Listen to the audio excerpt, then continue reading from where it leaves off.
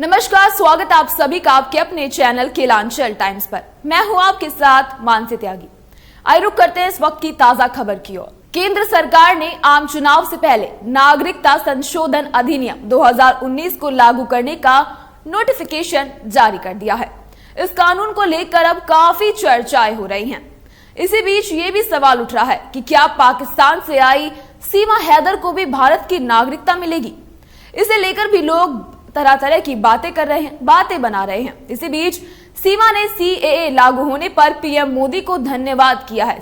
सीमा ने सीएए की घोषणा के बाद नोएडा में अपने परिवार के साथ इसका जश्न मनाया। गौरतलब है कि इस कानून के तहत 31 दिसंबर 2014 से पहले भारत में आए गैर मुस्लिम प्रवासियों को देश की नागरिकता प्रदान की जाएगी। इस कानून के लागू होते ही शुरुआत में करीब 31,313 लोग भारत की नागरिकता के हकदार हो जाएंगे। पाकिस्तान के सिंध प्रांत की रहने वाली सीमा हैदर 13 मई 2023 को नेपाल के रास्ते से अपने 4 बच्चों के साथ भारत में दाखिल हुई थी। उसे भारत में अवैध रूप से प्रवेश करने के कारण 4 जुलाई को गिरफ्तार कर लिया गया था। उनके प्रेमी सचिन मीणा को भी अवैध प्रवासी को शरण देने के आरोप में गिरफ्तार किया गया था। इस दौरान सुरक्षा एजेंसियों ने दोनों से काफी पूछताछ की थी। 7 जुलाई 2023 को एक स्थानीय अदालत ने जमानत दे दी थी। सीमा ने दावा किया था कि उसने नेपाल के पशुपतिनाथ मंदिर में सचिन से शादी कर ली थी। सीएए लागू होने के बाद सीमा ने पीएम मोदी को बधाई दी है। उन्होंने कहा कि हमें बेहद खुशी है, हम भारत सरकार को बधाई देते हैं। पीएम मोदी ने जो वादा किया उसे पूरा भी किया। आपको ये बता दें कि नागरिकता संशोधन कानून के लागू होने के बाद बगैर दस्तावेज के अब पाकिस्तान, अफगानिस्तान, बांग्लादेश से आए हिंदुओं, सिखों, गैर मुस्लिमों को नागरिकता मिलेगी।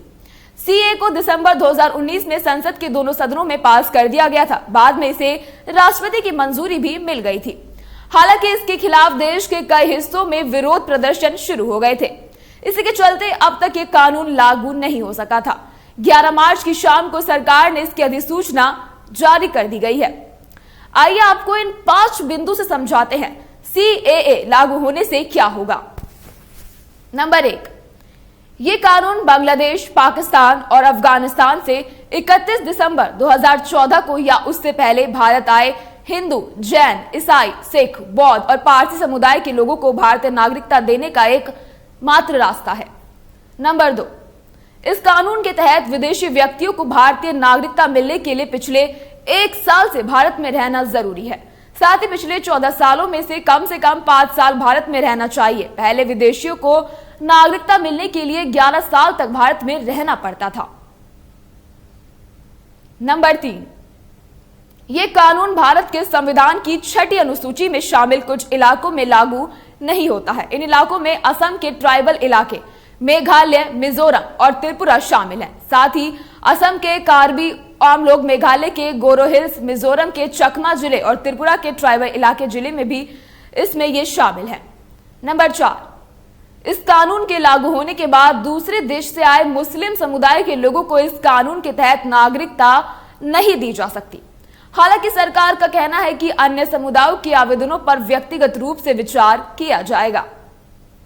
नंबर 5, सीएए के लिए अप्लाई करने की पूरी प्रक्रिया ऑनलाइन होगी। गृह मंत्रालय ने आवेदकों की सुविधा के लिए एक पोर्टल तैयार किया है।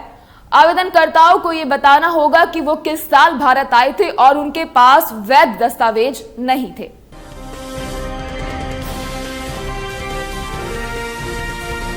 केलांचल टाइम्स, हर खबर पर हमारी नजर।